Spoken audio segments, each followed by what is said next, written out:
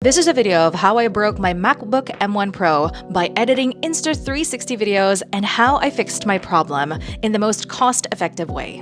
Hi, hello, yeah, that is right. That is what you heard. I broke my MacBook M1 Pro.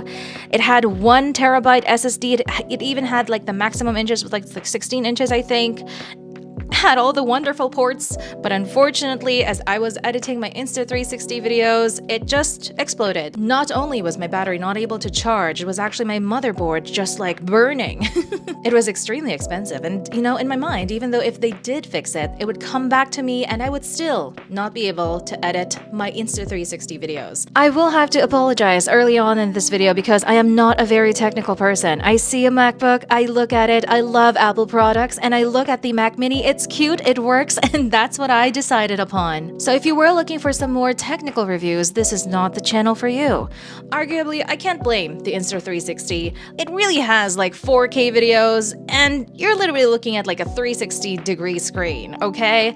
And I'm not just talking about like I'm editing 1 to 2 minute videos. I'm talking about 2 to 4 hour videos that I'm trying to edit here, and well, my MacBook has been defeated, and now I was looking for an alternative, and lo and behold, the new MacBook Pro is like $5,700 to replace. I don't have that kind of money. So it just went right off the door. So I started looking at what is the minimum amount that I must spend on a MacBook so I can be able to edit the 360 videos that I have. Unfortunately, it is the M3 that I should be having. Anything lower than that, it's gonna have a hard time. And initially, I didn't like the concept of having like a mini PC with no monitor on it, and especially, I really loved my MacBook Pro because of the True Tone that it had. Now, if I didn't have that, it didn't matter to me at all. But then I started looking at the studio display, I couldn't afford that either. So, the next best thing is getting an Asus ProArt monitor, and so that's what I did. Here we have it, folks, my new desktop setup. I do still use my Windows PC, but I'm gonna be honest with you, I'm editing more now than I ever had in the past year using the M4 Mini, and I've only been using it for 3 days. And so I paired it with the Asus ProArt, and bam, and this has been my go-to setup ever since. Let's talk about it. Should you upgrade from your M1 MacBook Pro to the M4 Mac Mini? We're going to talk about some of the pros of upgrading like this. Number 1, you'll get a performance boost. Having the M4 chip has increased processing power. It does have an increased GPU performance, and it's very efficient as well. Albeit, if I was editing a 2-hour Insta360 video, just rendering it on my old M1 Pro would take me like 6 hours. I'm not even kidding, that's how long it took until it finally generated all the peaks and like those nooks and crannies. But with this, it only took about 10 minutes. Another is it's actually very cost effective. So remember I was talking to you about the $5,700 MacBook Pro that's like out right now?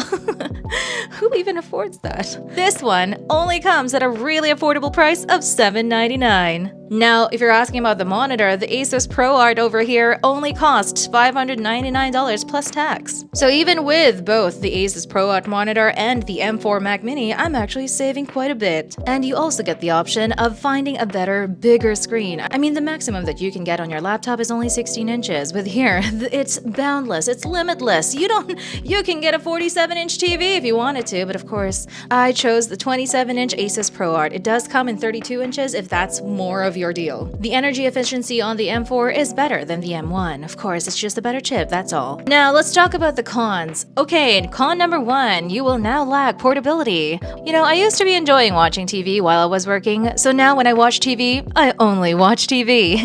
And I used to bring my laptop everywhere with me when I go on vacations. Now when I'm on vacation, I'm on vacation. Maybe it's not such a bad thing after all, now that I'm talking about it. Number 2, you do need to buy your monitor. With the laptop, you already have one, but with this one, well, you kind of sort of have to buy another monitor. But you know what? It kind of is a pro because you get to choose what type of monitor you want. You can go for the Mac Studio display if you're really looking for that Apple Touch, but you can also go for any type of monitor that you want. You can even extend it to more than 4 monitors if you wanted to. Now, that is also a possibility with a laptop, but why would you have 3 extra monitors if you're using a laptop? And jumping in back on the lack of portability because you're using the Apple ecosystem, you can actually use your iPad as the screen.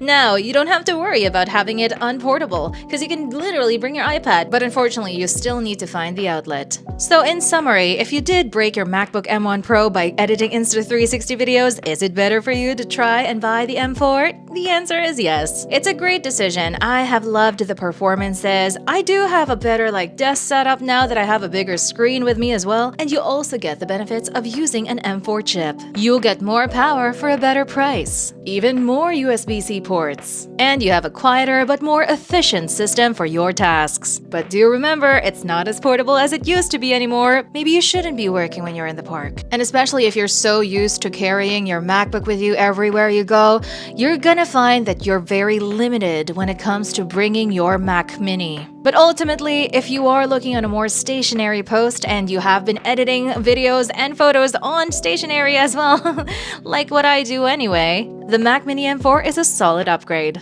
And lastly, if you are talking about gaming with the M4, it is quite possible. You can actually run Cyberpunk in the highest settings and you'll love it. But would I use the Mac for gaming? No, not at all. That's what my Windows PC is for. I hope you enjoyed this video, and I'll see you again next time. Bye.